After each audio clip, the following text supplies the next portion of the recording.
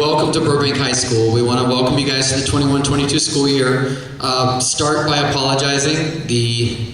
Turns out if you don't use an auditorium for 18 months, a lot of things break, and we're lucky to have Jose Vasquez, our stage tech, here tonight, who's got a backup for everything except an AC. So we recognize it's a little warm and we're working on it. Bear with us on that piece, but we do have a lot of important information that we want to get to all this evening and hopefully have your questions answered. So my name is Tom Crowther. I'm the proud principal here at Burbank High School. I'm starting year 3 and I'm going to tell you a little bit more about me in just a moment, give you a chance to meet our team and give you a little preview of what's in store for your son or daughter, your bulldog, for this year and the next 4 years. And all of our classes, whatever grade level they may be in, have faced unprecedented times, as cliche as that sounds, faced all kinds of hurdles to get to this point, but I think no one has had it harder than your student who's hitting high school at just, what's been a crazy 18 months. So our theme this year is really trying to balance a return to normalcy, but since when has normal been good enough, right? We want to make it extraordinary. And so we are hopeful that we can have a great 21-22 school year with just a few common sense safety protocols that we've already gotten really good at following over the last 18 months. And that's how we ensure that everybody gets off to high school the right way and has a successful year.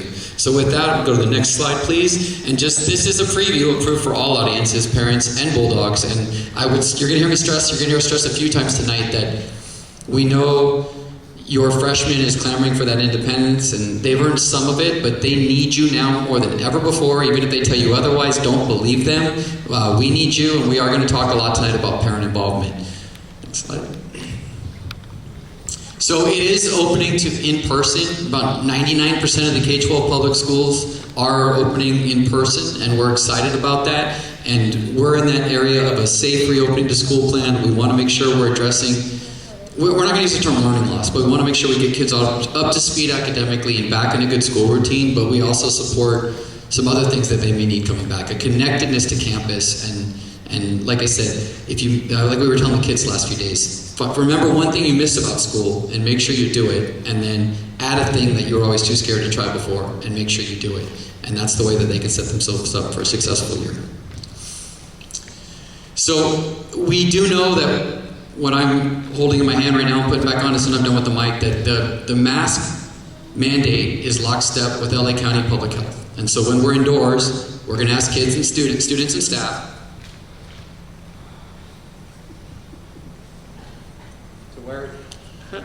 to wear their mask and to wear it right? And we're used to it by now, and we're going to do this because this is a minimum expectation so that everyone has a great school year.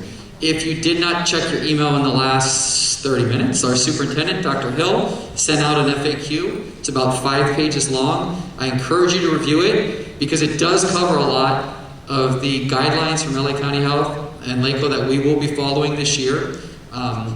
Previewing some of your questions. Obviously the district is getting them as well because a lot of those questions are aligned to what you were asking in your preview questions. So we'll cover some of that tonight, but I would encourage you to look that over at your leisure.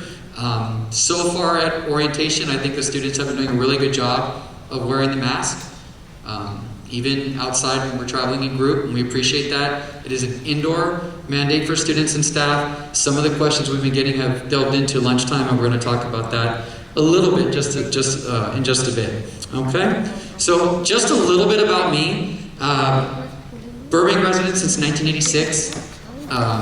Proud of that, and I am a product of Burbank schools. I won't tell you which ones, but because I didn't tell you, you can probably figure it out, right? My own kids currently attend school in Burbank, and my wife is at the city attorney's office in Burbank. So we have a lot of, forget 6 degrees of separation. You know what I'm talking about. This is Burbank. You're lucky if you get 2. So we're totally a part of that bubble, and it's one of the things I do love about our city.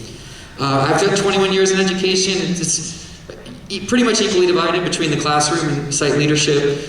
And I previously was principal at Toll Middle School in Glendale for 4 years, and I was shocked when I came over here that there were so many former Toll Titans. I was also at John Muir Middle School, so I'm a former Mustang, like many of your kids. And was at Burbank High once before, so this is my second stint. I was fortunate to have 2 years as an AP before I went over to Glendale, and then even more fortunate to come back as principal for the 1920 school year. What I didn't see coming is what you guys didn't see coming, right? We had 6 or 7 great months getting back, getting reconnected with students and staff, and then of course we went dark on March 13th, 2020. We have figured it out. I'm really proud of what this district accomplished, in the virtual classrooms last year, but it is time to have our kids back, and just seeing them, a little bit in April, those of you that had your kids come back, and then suddenly for registration over the last few days, like, this is why we're here. Every adult on campus went in to education to work with kids, and it's nice to have them back. So a couple things I think we're proving it now, right? But change is constant, inevitable, healthy, and it's gonna come. And my bar is really simple. It's just, at the end of the day, when I walk into a classroom or onto a field, would I be comfortable with my own kids, my rising 6th grader who goes to Huerta, or my son who goes to McKinley, that bar is like what I want my kid in that classroom, or on that team, or interacting with those kids. And, as long as the answer is yes, I'm good, right? And if not, then that's something that I want to talk about.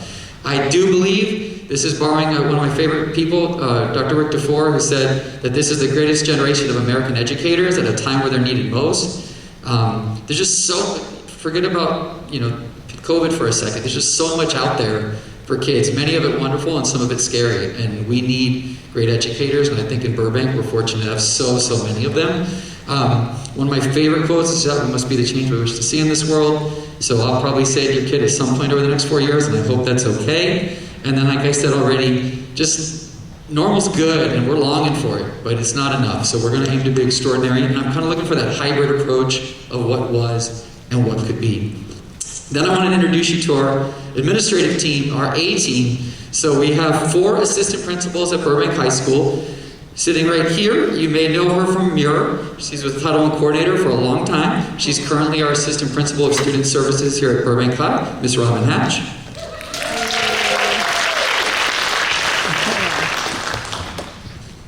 Over here to my left, in the blue crew shirt, we have Miss Narne Barsigar, who's our assistant principal of counseling and guidance. Next to her, we have Miss Heather Pittman, who started with us last month. She is our assistant principal of curriculum and instruction. Let's give her a round of applause and a warm welcome.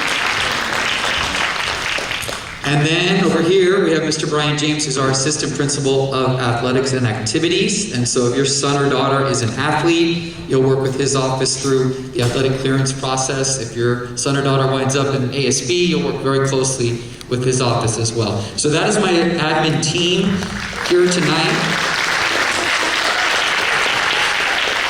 We also have 2 athletic directors, Mr. Patrick McMiniman and Miss Allison or Allie McCain. Ms. McCain coaches in the P department, where she's also the chair. Mr. McMiniman is a math teacher who's our former boys volleyball coach, and you will see them quite a bit at our athletic events, and make sure you say hey. And then lastly, our ASB advisor, Mr. Wells, may wind up your son or daughter's PE teacher as well, but he's our ASB advisor. Those kids have been killing it at registration this week, working really hard to make sure that your kids have a good experience, and they will meet some of them over the next couple of days.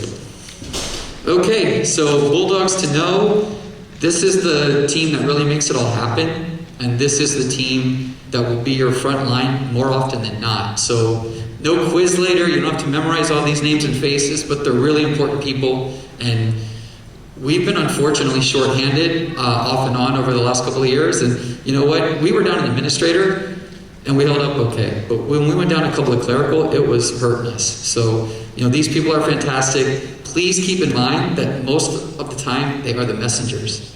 So if you don't like something you don't like the answer to their question, please, we will help you. We'll probably repeat what they've already told you, and more often than not, they are just the messengers. So when you need to talk to me, our office manager, Miss Megan Burkhart, who's also our cheer coach, is normally the one who will route you to me or get you to the person who can help you fastest.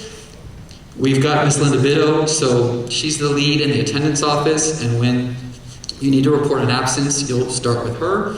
There are 2 others in the office, Rosie and Jennifer, and we have a Spanish speaker and an Armenian speaker if you're a household who needs translations.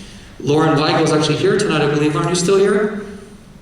Yeah, you were running around helping us set up and opening doors and everything, so she's literally the first person you'll see when you check in, because she's in our front office. We've got Armine Dawoodian in the registrar. And as you start to worry about transcripts, like for college, Ms. Dawoodian is going to be your point of contact, and it's a super important position. It's an endless job, and many times she's first one in, last one out. So Mr. Dawoodian's in the registrar. Then we have what we call the Student Center, which is kind of like our discipline office and our counseling office merged into one. And Sarah and Rima and where'd she go? I miss Sarah and Rima. I'm missing one. Where'd she go? Courtney are three in the Student Center. Textbooks, Ms. Susan Hoy, and then our intervention specialist, Elias Uribe. I think I skipped, I apologize. Rachel Hicks Hunt, who is our athletic secretary, works out of Brian's office, and she will answer your questions in regards to athletics. And then Stacy Eaton, our school nurse. And so some of the questions are health related, and obviously many times when I say, well, Stacy will explain to you, that we're talking about our nurse. Okay? So now I'm going to let Ms. Barsigar talk a little bit about our counselors and our counseling team. Please give her a round of applause.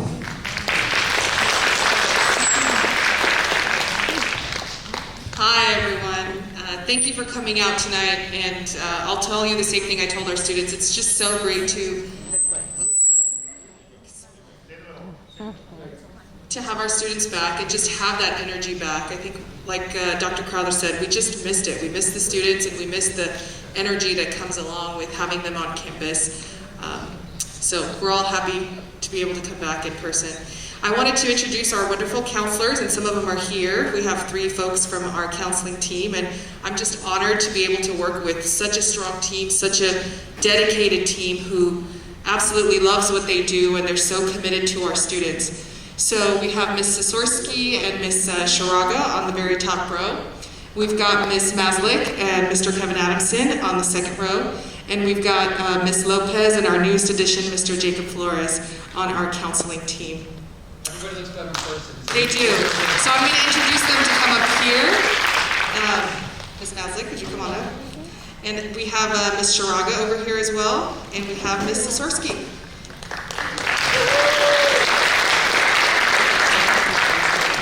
I'm going to hand it off to our counselors just to talk about some of the pieces that they do here at school and the different ways that students can access them and how parents can also access information that comes from the counseling department. This way. We're so honored to be serving you, the parents, and your students. The transition to high school can be very daunting, but our goal and job is just to make it as smooth for all of you and your students as possible. So communication obviously is one of the most important things, and we pride ourselves in doing that well. And so we love it when you reach out to us through email, through phone calls. We are also offering virtual Zoom meetings currently. Stay tuned for what those meetings will look like during the year. If we're going to be in person, that hasn't quite been determined yet. But we definitely are available to you when you need us. Some parents have already reached out because of special concerns, and we love that. We appreciate it. If for some reason you've reached out and you haven't heard, please give us a chance to get to you, but don't feel bad about reaching out again. We definitely want to serve you. So we try and have information posted on our website. So if you've never looked at the Burbank High School website, we'd love for you to look under the counseling tab. We're constantly updating that, so feel free to check it out this week, and then next week there'll be some new information on there for you as well. We also have an Instagram, so you can follow us on Instagram, and we will be presenting a newsletter to you, hopefully twice a month, but at least once a month, with really good information. We also send out mass emails, and you may have received those in the past from your middle school counselor, but we also send out emails to you with great information. So we want to communicate with you. During the school year, we have several different ways that we reach out to your students individually and as groups. We have our guidance lessons for each grade level. The 9th, 10th, and 11th grade, they all have a guidance lesson where we go into a classroom and we present lessons that we find really helpful in the freshman year. It's stress and stress management and how to avoid stress, and just emotional well-being. So we talk about that in the freshman year. In addition to that, we meet with students individually as needed. They can always reach out to us if they want to create a 4-year plan, if they're interested in that, if they want to talk about how do I get into an honors class, or what is an AP class, or I've heard about students taking college classes in high school. Can you tell me more about that? We're available for your students for that. I don't know if I missed anything. But yeah, I don't know if anybody wants to add anything else. Yeah. Hi everyone, I'm Gabby Shiraga. I'll just add, I feel like sometimes we're kind of like traffic conductors or air traffic controllers, where a student will come to us and they may not know who to go to, and we can help them find that person. So, please let your students know that even if they're not sure if we can help them with that, we'll find someone who can, and we're here for them.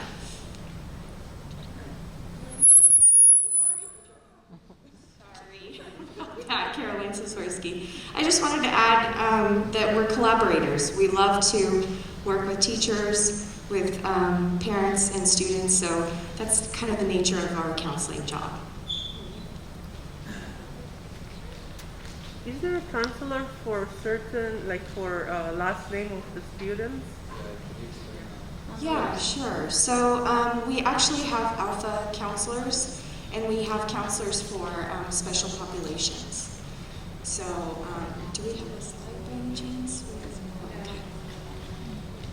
Yeah, we do have, the counselors have their caseload, so the 5 of the 6 counselors do have roughly 500 or so on their caseload, but we do have one counselor who works with a special population of students that would need more attention, so that counselor's caseload is a little bit smaller. We have 2 counselors dedicated to our NAF Academy, so Ms. Shiraga and Mr. Flores work with the Academy students, and we have other students with maybe specific special needs that may be with a certain counselor, all of them together, or our EL population is with a specific counselor.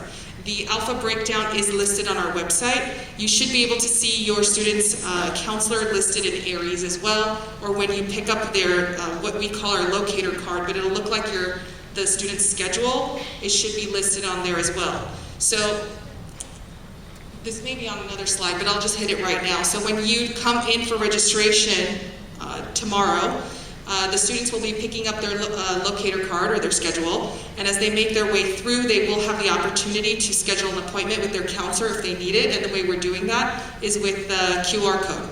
So they'll snap the QR code, it'll take them to the counselor's Calendly, which is what they're using, and then they'll be able to schedule an appointment with their counselor, and then they can Zoom meet with their counselor to discuss any questions they might have. Registration is tomorrow or Friday? Some is I'll hit it. depending on So for freshmen, it just depends on the alpha. What we did is we broke down the freshmen and the sophomores into really small chunks, and that gave them the opportunity to come through in smaller groups, to have an ASB student, group of students, take them through the campus. They do a fun little scavenger hunt, and that helps them get used to campus, to figure out their way around. And so some of the freshmen will end up Friday morning. It just depends on what part of the alpha that you're in. The schedule is posted online, so just double check what alpha you fall in and just make sure you show up in that time frame. It's actually really, let me stress that it's important to come right at the beginning, because the students come in together, they line up together, they go through the process. They'll kind of miss this big hurrah in the beginning if you come in maybe 20 minutes late. So we realized that this year was this past 1.5 years was a very unique year, and a lot of students faced various struggles, and it's just really important to stress that we are here for our students. There are various folks on campus that are able to meet with them and connect them to the right people. We have a care center on campus. Most of our students who were here before knew where that care center was and how to access it. It has moved. We will highlight it to our students so they know exactly where the care center is. The care center can be drop-in, they can make appointments, and that is Burbank Family Service Agency. They have a location on campus, and they have their specific hours. If a student goes to the care center and is not able to access someone at the care center, they can always walk into the student center. Their counselors are available for them. We have 2 school psychs, one who's full-time and one who is with us 2 days out of the week. So we do have folks who can meet with the student. If they need someone immediately, we can connect with outside agencies if we need to. And so we stress to our students it's really important to connect with us and come to us if they need any sort of assistance. And along the lines of just the whole stress, I think oftentimes we certainly want to also challenge our students, but at some point we have to look at a course load and also determine, is this too much? You know, is the student going to be able to digest all of this and still manage their stress level? And that is also a conversation that can be had with counselors, because the counselors have been doing this for a long time, and they realize how much work is involved in every single course. And so if a student is taking 4 AP courses after maybe taking all college prep classes the previous year, that may be a conversation that the counselor will have with the student. And always feel free to reach out. What do you think? Do you think this is manageable? And if there is a stress level, please do reach out with the counselor, because they can help the student navigate through those things.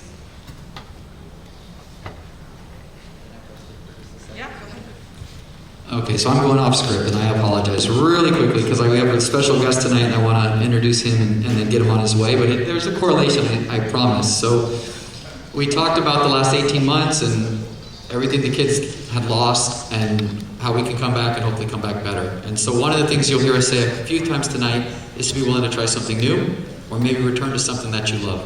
And during the Safer at Home and distance teaching and learning, almost every member of my staff had a day where it was a struggle. And we were the adults who had to be there for the kids. And so I know that every kid had days that were struggles. With my own children, I knew that they started to see whole again. They started to feel whole again when they could get back little things that they enjoyed. So for example, with my son, that was baseball. And as soon as we could do a clinic and then later practices and then later games, suddenly had my kid back, right? And so you're going to hear us talk about getting involved. We have very successful sports programs here. We have outstanding activities. And we have award-winning performing arts. And so if it's not something your son or daughter has tried, would love to see them consider it. And here to talk a little bit about our award-winning vocal music program is the director, Mr. Brett Carroll. So let's give him a round of applause. Thank you, Dr. Crowder. You may or may not know this, but Burbank High School is a California distinguished high school, recognized by the state as a distinguished high school of the arts. So we have a fantastically talented art department, fine arts department, and we want your students to be involved and find that connection through creative outlets, as well as all the other activities that are offered here at the high school, which are all fantastic. I just wanted to tell you a little bit about the choir program. We have a nationally recognized choral program. If you didn't know it, your students going into one of the top 10 vocal music schools in the country. And right now we would like to see our numbers grow and get more kids connected to school. We know all the statistics show that our students do better academically when they are so emotionally connected to their school and their teachers and their fellow students. And they certainly do that in our arts programs, as well as all the other programs that we offer extracurricularly. So we would love to see you get involved in that. We're going to be having auditions next week, in the middle of the week. Again, and our website for our choirs is BHSvocal.com. I'll say that again, BHSvocal.com. There it is up there. And if you go there, there's a sign-up. We'll have a sign-up for auditions. They'll be here on campus next Wednesday in the late afternoon, and you can sign up for that. Go on this website and see all the things that are going on. You know, if you've ever heard of the old TV series Glee, we were involved in the first pilot episode and another episode in that they came to Burbank High School and sought out our choirs to be part of the TV show in the beginning. We also have quite a few actors who have gone through the program. Blake Lively, if you've heard of her, Dove Cameron from Disney, have gone through the program. But most of our students are just ordinary local Burbank kids who want to perform.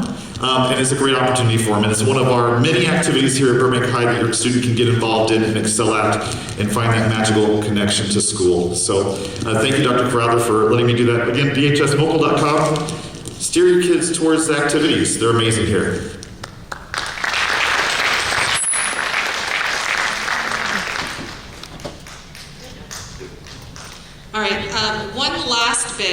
I wanted to add was just about registration. We have gotten a lot of questions about what is the actual process. So what you need to bring with you tomorrow is your checklist. So the parent acknowledgement is the one that is getting uploaded into the portal. So that one gets uploaded and you bring the checklist with you signed at the end. If that is complete, you do not need to attend with your student tomorrow or Friday morning. If there is a tech issue, no problem. We do have a computer lab that's open, and we do have staff in there who can guide you through it and help you complete that process. So the students will, you'll enter through the gates, you'll come in, Dr. Crowther will be there, we'll all be there, we'll introduce our office staff, our counseling team, the admin team, just again, get them used to campus. They'll then line up.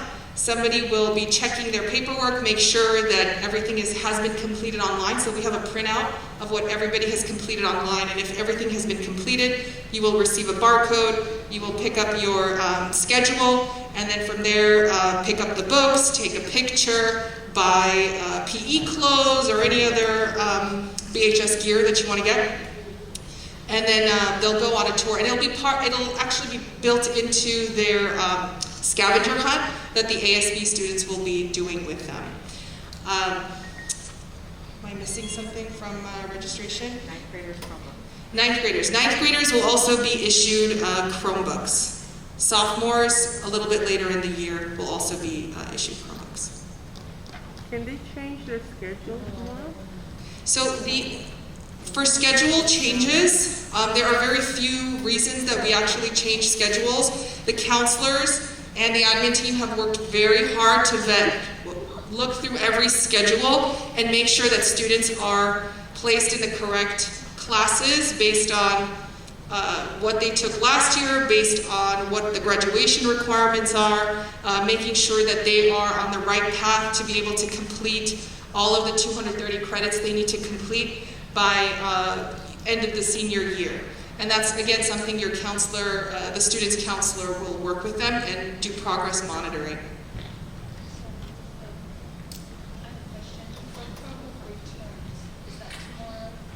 We will not be collecting any Chromebooks tomorrow. We will only be checking Chromebooks out to students.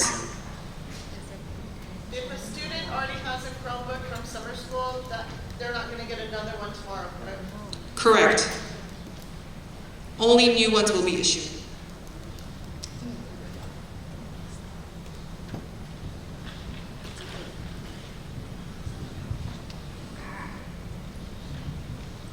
So just reiterating a little bit of what we talked about earlier, that almost all K-12 public schools in this country are reopening in person, and that we are lockstep with LA County Public Health, which has the indoor mask mandate. So a lot of your questions that we received in advance of this meeting were just asking how we're going to enforce that. Again, I think Dr. Hill's follow-up this evening, the 5-pager, did address that in part. From what I've seen so far, our kids are happy to be back and have been really compliant. It is an expectation, it's a non-negotiable, and it's how they get to access their school each day. So we don't expect to have issues.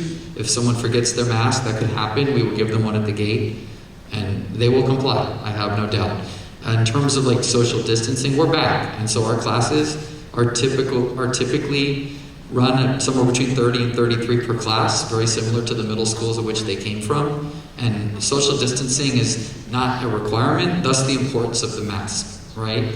And so we've been asked, what's the protocol in the event that someone does test positive? And I'm gonna again encourage you to look through the documentation that was provided earlier, right? Because it's a little different at the high school where students take multiple classes each day. And I don't want to misrepresent what it constitutes a close contact versus what doesn't, but if someone tests positive, there is a protocol in place where you would be notified of a potential close contact if it applied to your student based on their schedule, and then based in part on where they sat in the room and for how long. So, in a class, you're one seat over, you're certainly going to know about that. And if it's first period class or third period class or fifth period class, you're certainly going to know about that. You would be notified. And then there's slightly different protocols because we are at the age where many of our students are vaccinated, fully vaccinated. Some may not be. We're not requiring the vaccine at this point. We're not getting into the politics. We're only speaking to facts. So an example right now, I do feel it's important to know that if your son, let's say, is involved with freshman football and someone on the team tests positive, we're going to follow our protocols and follow close contact tracing. If someone is not vaccinated or declines to state, we have to treat them as though they're not vaccinated, and so when they're notified of close contact tracing, they will have to quarantine. If someone can show evidence that they are fully vaccinated, it's like, and are symptom-free, they would be able to resume with your permission. And again, I'm only speaking to the facts. I'm not getting into the politics. I do think it's important that our student athletes and that our parents know that so that they can make the best decision that applies to them and their household. I had the conversation with the junior who's helping us out with registration this week, because I know that if something were to happen to his sports season, or if he didn't get to participate in that sports season, then my fear is that he's going to give up. And obviously the most important thing is that he has a successful school year. And being a student athlete is a big part of that for him. So I just had that conversation with him, and I reiterated, I'm not asking if you're vaccinated or not, but you guys are asking me the questions, and I'm giving you the best answers as I have them. Right? And so our classes will resume their typical size. Our teachers will do, some basic cleaning between classes. We'll continue to have custodians address high-touch areas, even though the science is suggesting that that touch thing that we were so concerned about at the beginning is less of a concern now. The most important thing for us is that all of our students respect the mask mandate when indoors. When outdoors, obviously, I imagine kids are going to be taking off masks to eat and drink, right? And there's not a current requirement for outdoors. I'm going to be asking my staff to model the expectations that we have for students, and so you're probably going to see me masked most of the time. I've gotten very used to it over the last 18 months. That's for me. If my teachers are in the classroom and indoors, they're expected to be masked, and to be honest with you, most of the ones I've heard from want to make sure that everyone's going to be following that. So they're on board, and the same thing with our staff. And so I hope that addresses your question. I'm, again, speaking to the latest from public health and what the superintendent pushed out. I think it's really important that everybody takes the time to review it. And then if you have any questions, please bring them to us. It might be something that Nurse Eaton's better equipped to handle, and we'll work with her on giving you the best and most current answer, because some of these things change and shift, right? Now, in the event a student does have to quarantine, or a group of students from the same schedule have to quarantine, they're currently working on exactly what that plan will look like. And all of our teachers will start the year expected to develop their Google Classroom. So if worst case scenario, we had to flip back to a distance learning model, it would be something we could do over a weekend and not needing to have gaps. Or if an individual has to be at home for a 10-day period, that they can continue to stay current with their classes through the Google Classroom platform that will be set up. And we're working on the finer details of hopefully providing some instruction related to that class as well, but that's not defined just yet. We are working on that piece, but we would have an opportunity to keep them learning asynchronously, which they got good at. Hopefully that won't apply to many kids.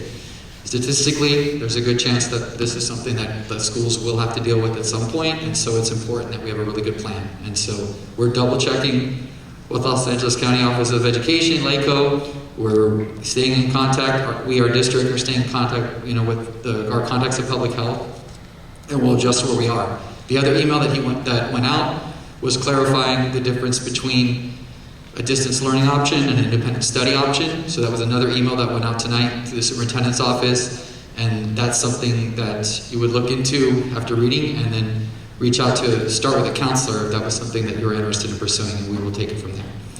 Okay? Yes, ma'am.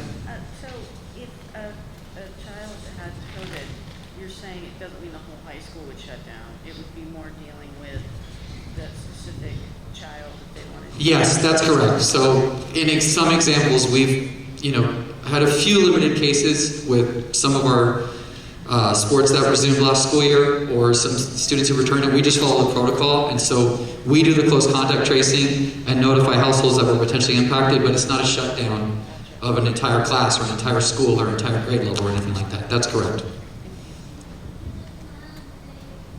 Okay, so excuse a couple of soapboxes that I'm about to get on top of. Is kind of what I do sometimes. So again, stay involved. I think the biggest, most positive change from when I was here as an assistant principal in 13-14 and coming back in 2019 is how much the PTSA had grown. It's a wonderful group, and I know you're very familiar with it, but sometimes at high school, you got 1% of the people doing 99% of the work, and we've got great people, and we encourage folks to get involved. And the tendency in high school is to always gravitate to support the boosters of your son's baseball team or your daughter's pep program or softball program or whatever it may be. That's wonderful, but get involved with the PTSA as well.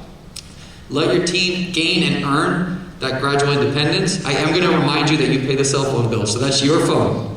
And you have a right to ask to see it and to monitor it. And I'm encouraging you to do so, even in high school. And if you're going to give them the freedom, we still recommend, whenever you cut them off at night, that you take the phone, because that's where most of our issues, if we can think back to the days before we were so worried about masks and COVID, we spent a lot of time worried about why isn't this kid getting enough sleep? Why is there drama with this particular group of kids?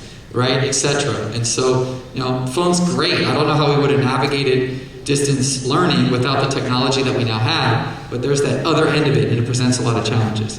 Know your friends, follow them on social media. I still think the vast majority of the few issues that we do have, there's an origin. You can trace it back to something that someone said about someone on social media, so we want to continue to be smart about that.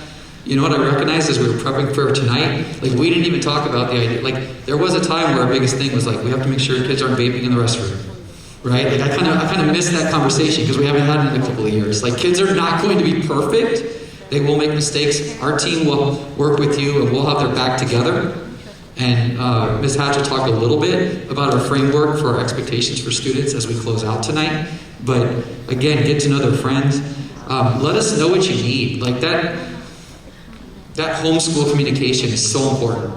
We only know what the kids tell us or what you tell us, and it's super important. We encourage you to follow kids' grades. You don't need to check it daily, but as teachers update grades, make sure you are able to check them on Parent Portal. And if something doesn't make sense between those report cards, please reach out to us or the counselors so that we can help answer those questions and close those gaps. Typically, school about 2,500.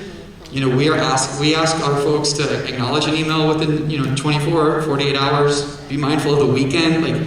Friday night at 5, it doesn't mean Monday morning at 8, but try to get back in 24 to 48 hours. At least acknowledge if you don't have an answer. We try really hard at that. We're not perfect. I'm a little behind right now because this is the pace we're more used to, but we're out of practice, right? But that is our goal always. And then remember that as we resume. I'm kind of a hypocrite here. I'm the most intense baseball coach in the 3rd and 4th grade minor league, but there is a CIF etiquette for fans, and we take our parent goggles off. The CIF is a severe umpire shortage, and they're not going to be perfect. They're going to make a bad call. Football officials going to make a bad call. We got to roll with it. Any season we got last year was amazing, and we were grateful for it. And teams were having success, but just the fact that they were playing was a success in itself. All right, enough of that. Let's roll forward. Okay, so which classes might my freshmen take? I think Ms. Pittman's going to kind of walk you through the typical schedule. As Ms. Barziger said, that the schedule's tight. We don't have a lot of wiggle to begin with, but typically the only reason we would change a schedule at this point of year is I took health over the summer. It's not reflected in the schedule. They gave me health again. Obviously, the counselor's got to adjust that. You made a team after all. Yeah, we're going to adjust that. But the idea of, I thought I wanted to take honors English, now I don't. Those are definitely conversations with counselors that would result in a schedule change. But I heard something about this teacher because my third cousin didn't have a good experience, so we're not going to be able to make a schedule change for that. It's just too tight. So Ms. Pittman. Good evening. I'm Ms. Pittman. Again, I'm just now getting here from Las Vegas, so I'm still getting used to some of the requirements here. However, I will bring this up, something to notice for your 9th graders. There are 2 honors options that they can take, English and biology. And something to think about as far as that is concerned, especially with math in particular. Let's say they take their Algebra 1 class, and I hate to be negative. I was not a math person. I'm still not a math person. I did not do well in high school with my math. So if they fail Algebra 1, they are going to have to retake it. Same thing with the world languages. They have to pass with a C- or better. So if they have a D or F, we know the D, yeah, my Stanford diploma, no, they have to take it over. The good thing is they can take it over face-to-face, which is a lot easier during the school year versus having to take it on a computer, which if you're not a math person is probably not going to be a good idea anyway.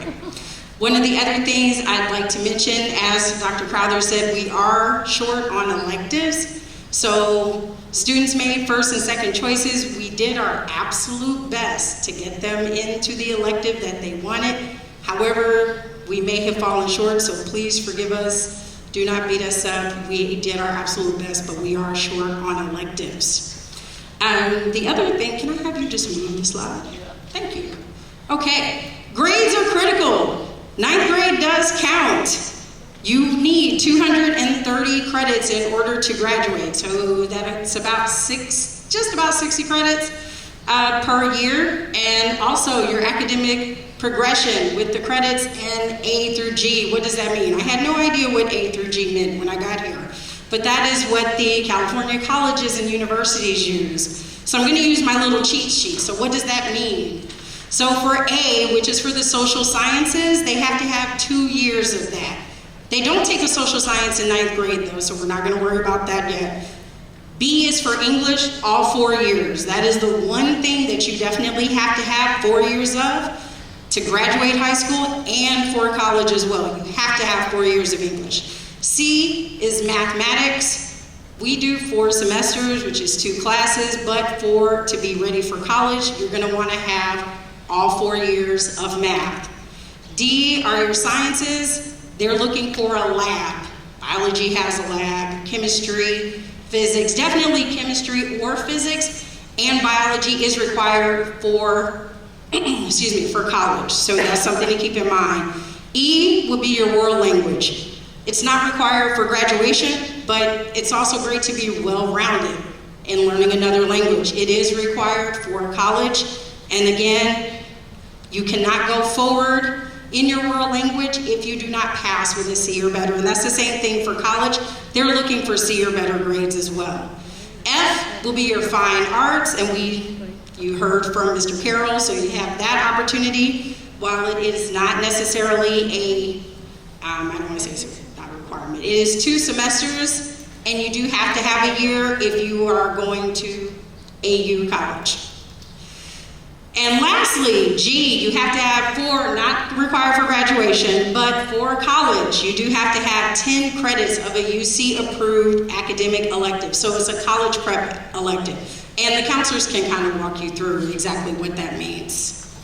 Lastly, we already talked about this again. It is important to get involved, but at the same time, don't get over-involved and overwhelmed where your child cannot focus on their classes because they're too busy trying to play sports. Remember, the term is student-athlete. I always like to bring that up. You're a student first, not an athlete. It's not athlete-student, it's student-athlete. Okay. Another next slide? My next? Next. I think I'm about to... Okay, is this still me? I think it is still me.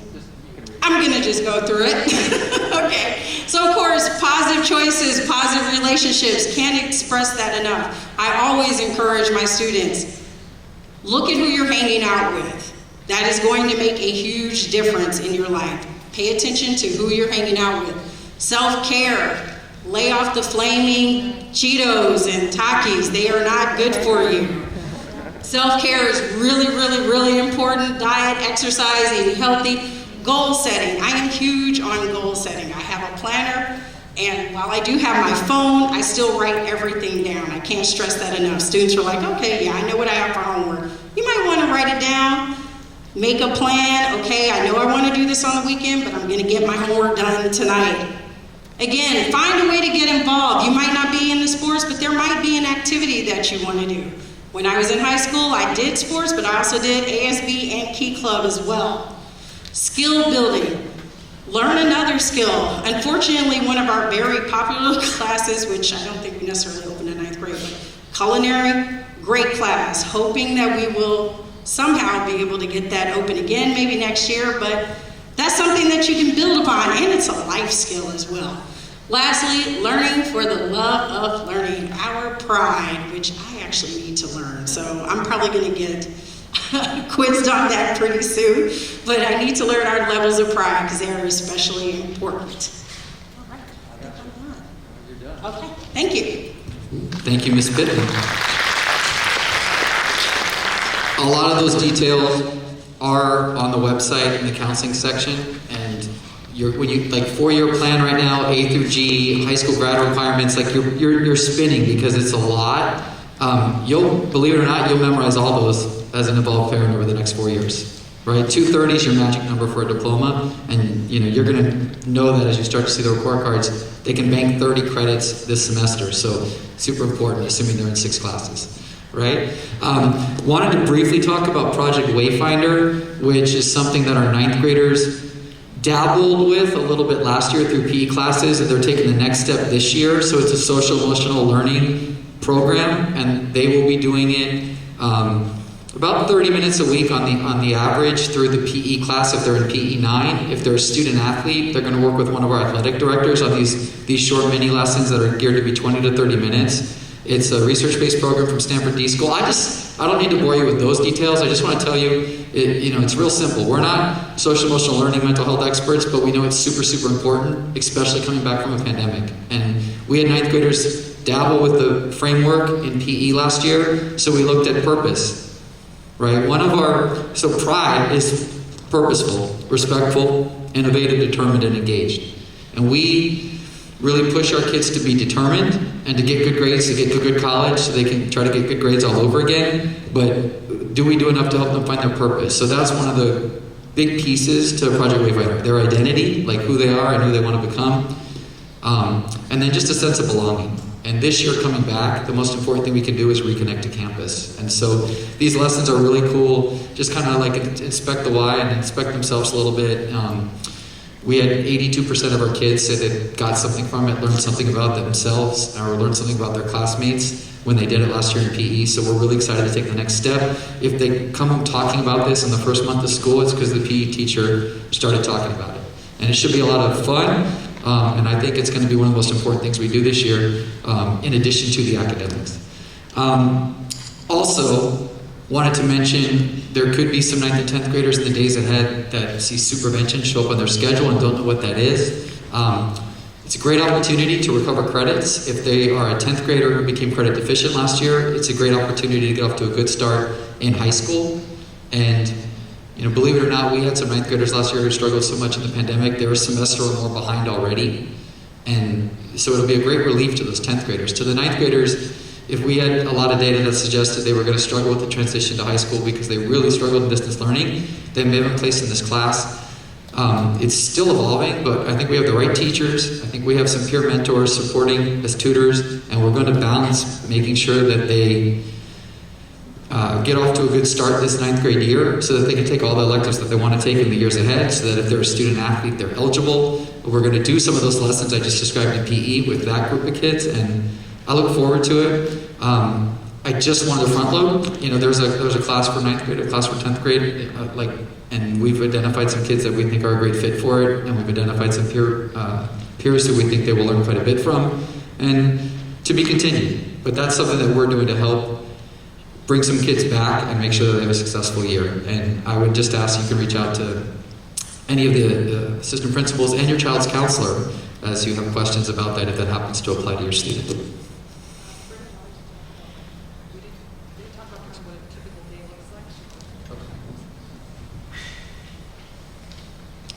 Okay, so I believe now our PTSA is going to come up a little bit and talk about what it looks like here at BHS and why it's important and why we need you right now, and hope that you'll get involved.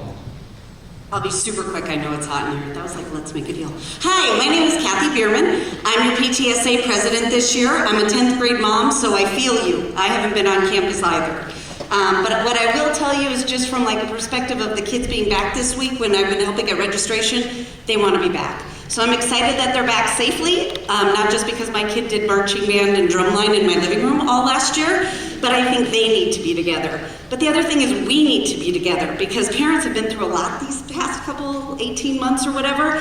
So PTA here at the high school is not your elementary high school. I don't want your cupcakes. I don't need you to volunteer. I just want us to be a community. So I'm here to get you guys answers. If you guys got the flyer, join our Facebook page. I'm happy to answer anything you can, so you don't have to call the office all the time. If it's just something silly like belt schedules or something, I can help with that.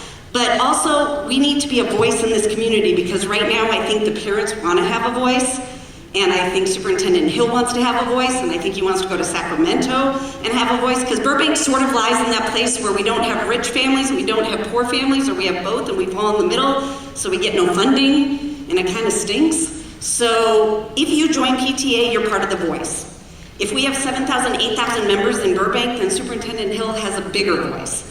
That's your job here at high school. That's it. We just need you to be a member. I know Jen came out earlier. I'll ask you like 3 times a year for anything. It's staff appreciation, welcome back. So if you can donate money or donate chips, we'll see you at the middle point of the year for the same thing for the holidays, and then I'll see you at graduation. Other than that, man, that's not what PTA is about. So you have our flyer. I'm going to do the first meeting in person, just because I think we need to see faces. We'll be outside, we'll be masked, but I hope you can join us, and then get our calendar, because we don't even do meetings every month here. So please be part of PTA so we can all be part of a community together. All right? Thanks, guys. Okay, Ms. Maslick was going to quickly take you through a little bit about the first days, weeks of school, and what a typical day actually looks like at the high school. By the way, I don't know if she's going to share, but she's been with BHS a long time, and she's put a bulldog through BHS already and another one working their way through, so she can relate. I can relate. If you're struggling, I can relate. So we just wanted to give you a little heads up. Monday morning, August 16th, what is it going to look like? First of all, we will not have a 0 period. There will not be a 7 a.m. class on that first day. And everybody will come to school at 8. So 2,500 students will come here at 8. We ask that you drop your children off away from Glen Oaks, away from 3rd Street. Have them walk on Cypress a couple blocks down. It'll be good for them. It gets really busy, and we just want our students to be safe. So that's the first thing. So then they're going to go to their first period class, and how will they get there? They'll have the information on a, what is it called? The flyers, and so they'll see their last name, and they'll go to their classroom, and that's where they'll get their schedule with their teacher name and their room number. Sometimes students are like, wait, it's Sunday night, where do I go tomorrow morning? They will know Monday morning where to go, the staff will help them, and then they'll get their schedule in hand that day. And then they'll go to their first period, and their second period, and then they get nutrition. And then 3rd period, 4th period, and then they'll get their lunch. And then 5th period and 6th period. As you may have heard, all students in BUSD will receive a free breakfast and a free lunch this year. You do not have to qualify for any kind of special fee waiver or anything like that. Everyone gets a free lunch and a free breakfast this year, if you hadn't heard. My son is in a sport. My daughter's in a sport. What does that mean? If the sport is 6th period, they will practice between 2 and 3. Some of the sports are a 7th period because the basketball coach comes from far away, and so they will maybe schedule practice at 4.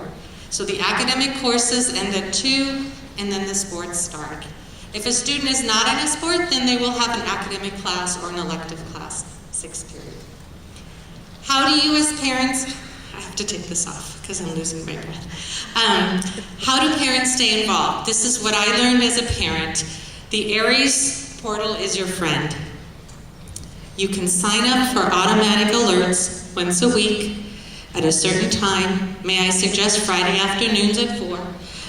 You'll get an email and it will list your students' grades for that week. It'll list missing assignments for that week. And then you have the weekend to say, hey, what's going on? How can we help? What can we do? Right? It's a good time. How do you find that information? Once you log into your Aries portal, your parent portal, it's a pop-up on the bottom right-hand corner, and you can decide when you want those notifications. If you're not sure what I'm talking about, contact your counselor. They will help you. Okay? We are here for you. We want to be in touch, and we want to help make your students' year very successful. So thank you.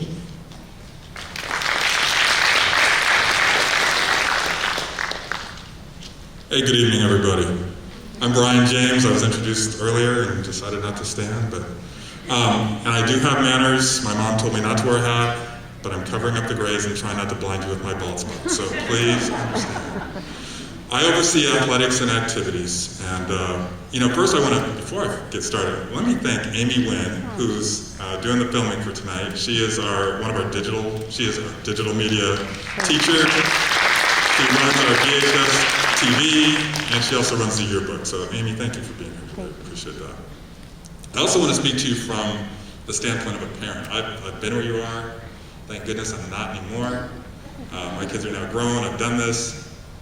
Dr. Crowther said it. Britta said it. Others have said it. Stay involved. Stay involved. As much as they will push away, as much as they will kick and scream, as much as they will do all that, stay there. Know their friends. No matter what we have done to raise our kids a certain way, when they get to a high school campus, their peers have a significant influence on how they're going to behave, despite what you do. What you see at home may be one thing, but they come and cuss like a sailor when they're here at school. So, know your kids' friends. I encourage, one of the things is an ASB card so your kid can go to everything. But I would encourage you, if your kid's going to the football game, you come to the football game. You don't have to sit right next to them, but you can be in the stadium and you can see who their friends are. And so I would encourage that whenever possible. Another thing that I'm going to suggest, again, I've had 3, they've all finished their college, one's going back to graduate school.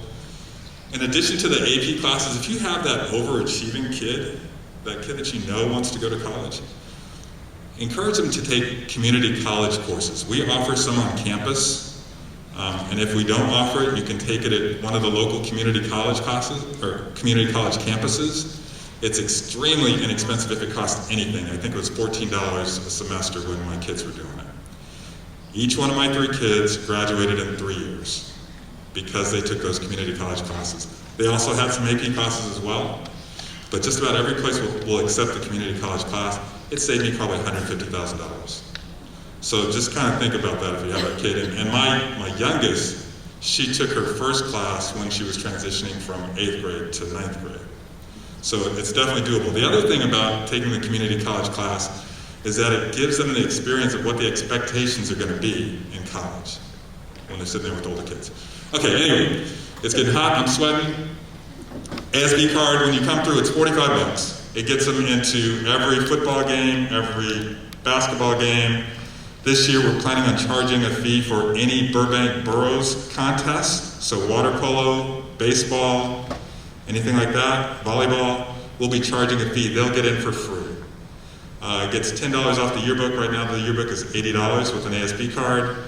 When we have dances, there's discounts on PE. It pays for itself several times over. So I would encourage you to do that. If your kid's involved somehow with football, either on the football team, in cheer, in band, we're offering a season pass for parents, where it gets you into all 5 games, including homecoming. It'll get you a seat back, some pom-poms, and programs for the game. Again, it's your opportunity to stay close, but yet off to the side. Athletics. So, again, we encourage everybody to get involved in athletics. As they're building a resume, again, if your kid is hoping to go to college are looking at a holistic approach these days. They want to see more than just the grades. What else do you have on that college resume? Is it a club? Is it a team? The more you can build on there, the better it is for the kids. So I encourage your kids to get involved. Also, as Mr. Carroll said, the connections that they make with those groups, whether it's a team or the choir, and the choir is absolutely amazing. I saw it for the first time. I've only been here 2 years, starting my 2nd year. And you've been saying 3. Yeah. And they're absolutely phenomenal. So if you can get involved with that, I would encourage you to. But it's just the connections that your kids will have. They would be better students because of it. If they're participating in a sport, it's no longer rec league. It's no longer AYSO. It's not everybody plays. Please understand that. As good as you think your kid may be, it's the coach's decision. And so understand, if your kid's not playing all the time, that's high school sports. It just doesn't happen quite the same way. If you need to talk to the coach, I tell all of our coaches, give it 24 hours. Don't talk to a parent for 24 hours, because we're amped, we're hyped. I coached for 30 years. And when the contest is over, we're still excited, whether win or lose. And if you come to talk to us after a loss, it's usually not a good end result. So give it 24 hours, send them an email, call them. If you need to call me, call me. That works. Yeah.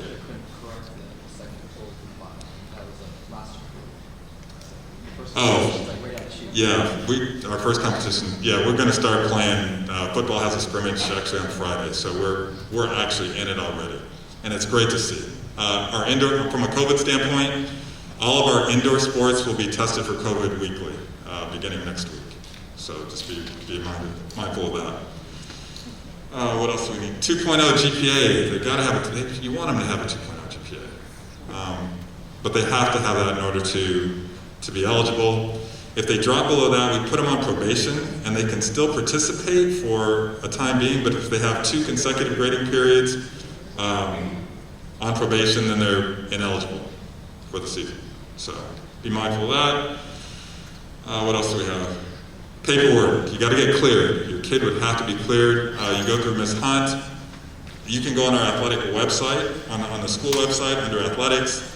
There's a drop down that says athletic clearance. You can clear your kid for there. They need to have a physical and sign in, complete all the other paperwork. Anything else on my slide? Yeah, nice job. Okay, thank you very much. Appreciate you. Okay, so I'm Robin Hatch. I am the Assistant Principal of Student Services, and my main job is to help your students. Okay, if they're struggling with behavior, if they're struggling with fitting in, if they're struggling with attendance, my job is not to first punish them. My job is to help them figure out why they're struggling and try to adjust and try to get better. Okay? So if you have a concern about your student with any of those things, I would love for you to reach out to me or my office so that we can help your kid. Because I know that last year was difficult. I have kids too. Most of us here are parents. We got into this profession because we want to help kids. And last year kids struggled, and we know that it's not going to be easy to come back on campus. Kids are going to forget how to act in the classroom. And so through guidance from us, the admin team, we're going to make sure that our teachers work with our students as well.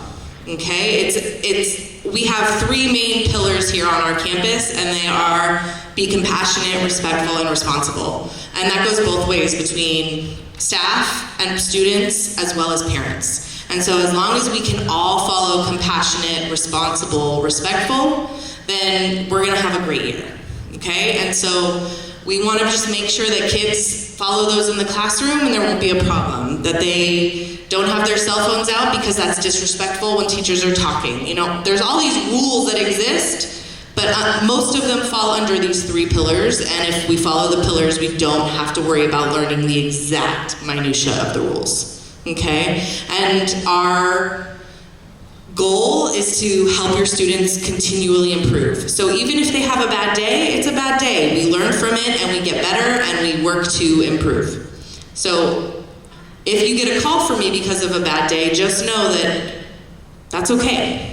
Kids have bad days, they make mistakes, and it's up to us to help them figure out how to learn from those mistakes. Hit the button. Yep. We've talked about this. There's so many different things they can get involved with. We did talk about how overachieving kids can get involved, but I just want to mention we have a million clubs on this campus. So if your kids are struggling to find something to get involved with, there is probably a club for them. So we have what's called Club Rush coming up in a couple weeks, or the first week, September 10th, in a couple weeks, where kids can find out about all the different clubs on campus and find a place to fit in. Find a place where they can actually connect with other kids in person. Okay, so tell them about Club Rush, September 10th. Encourage them to get involved. We have I don't want to step too close over there. We have these different social media platforms, so you can follow us on there. Dr. Crowther's email address is there. He also is on Twitter. You can hear him rant about how the Giants are doing way better than the Dodgers right now. Yeah. That's okay. I don't care if anybody claps for that because my Giants are still doing better than the Dodgers right now. So, thank you. So these are all the ways that you can get involved. We are here for your kids. We did have a few questions submitted that we answered most of them. Look at that, it took us like 6 tries and we're not getting you that terrible feedback anymore. So we're going to double check that we addressed the questions that were submitted in advance. I think Ms. Maslick hit a few of them on what the typical day looks like and reiterated that students have the opportunity to eat breakfast and lunch for free in California this year, which we think is a great thing. We won't be doing a modified schedule. We are adding some additional student helpers in the cafeteria to cycle through in a productive way, because lunch and art block can be chaos. We will examine seating and let them spread out a little bit more. I'm happy that we're a California campus where things are outdoors. Someone asked if we're like enforcing a staff mandate on vaccination, and Dr. Hill did address that in his FAQ earlier this evening. And so I'm working right now on confirming vaccinations and also working on what our protocol is for staff who are not vaccinated and how the testing protocol will be for them. There's not a requirement for students to be vaccinated at this time, but there are protocols and they're slightly different, as I mentioned earlier. And then what was indoor sports? Mr. James briefly mentioned that we're resuming the testing protocols for indoor sports. The high frequent, high contact sports could be looking at the protocols that's being looked at as well. So that's another thing that we follow public health guidelines on. And we did a good job with our protocols last spring when we had that condensed season and so many sports happening at once. We have the full calendar now, so it should be easier for our ADs, our coaches, and Mr. James' office to work that. And let's just double check before we release that we hit most of the questions that were submitted earlier. Okay, so there's a couple questions about supplies. If there's a list of supplies, if kids need to come the first week with supplies, there is not an overall list for all 9th graders that they need to bring. They'll get the supplies that are necessary from their teacher. Each teacher has different requirements. However, I would say the first week you need to make sure your kids have a place to write down their homework, a notebook, and pens and pencils. They need those basics that first week so they can jump in and get started. After that, teachers will tell them exactly what's needed in their classrooms so that they can work to the degree that the teachers need them to work. There was a question about filters and keeping windows open because of COVID. The district has purchased the highest quality filters for all of the classrooms in the district on this campus. And so actually, manufacturers have recommended not to open doors and windows because that's how well the filters work. I saw our on-campus person today up on the roof changing the filters just today. So they are changing them frequently to make sure that they are working perfectly for when the students are here. Obviously, we're having trouble in this building, but that's more the air conditioning than the filter itself. So we are ensuring that classrooms have air conditioning and that the filters are working.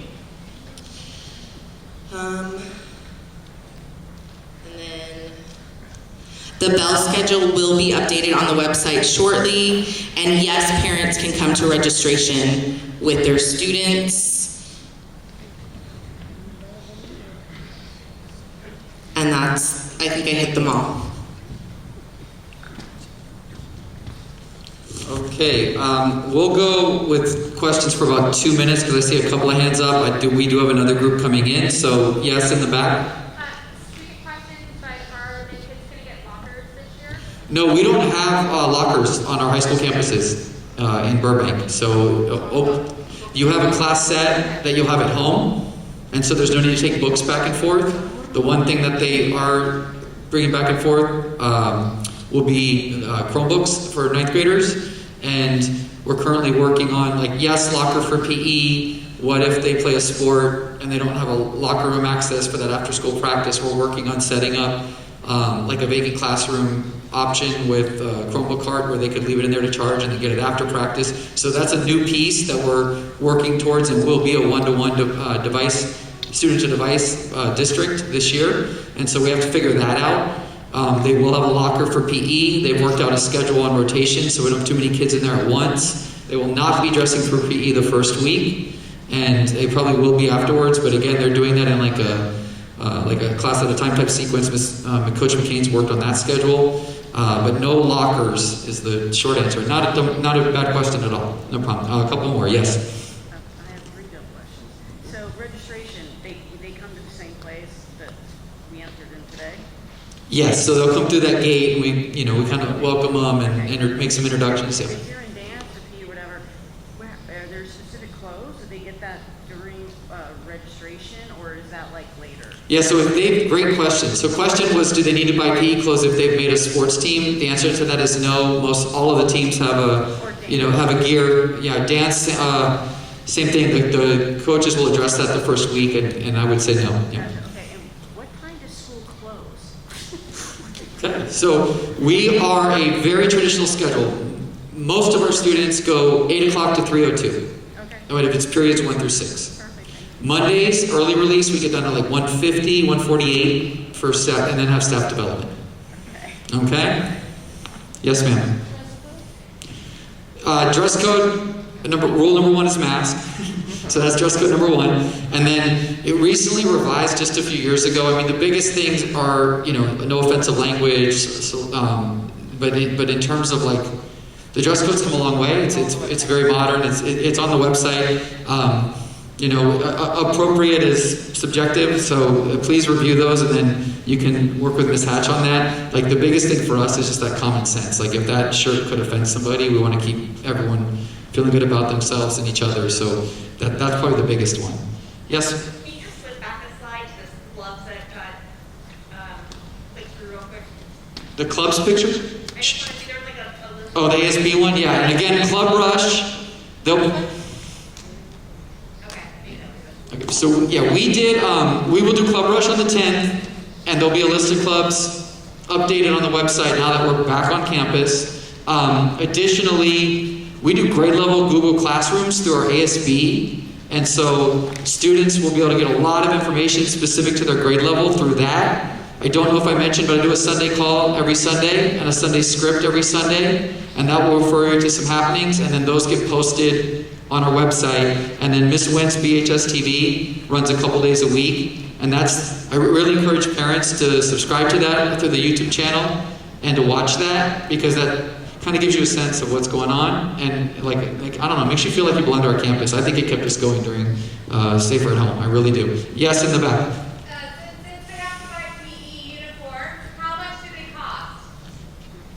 Off the top of our head, does somebody have the cost? 12 and 11. 25, and you'll get a little couple dollars back. Thank you. Okay, we're going to release the group so that the next group can come in. If you have a question that you really feel needs answers, we're just hanging out up front. Come on up. But I am going to remind you that this group coming in at 7:30. Thank you for trusting us with your kids. Have a wonderful 21-22. Appreciate you bearing with the heat. Thank you, guys.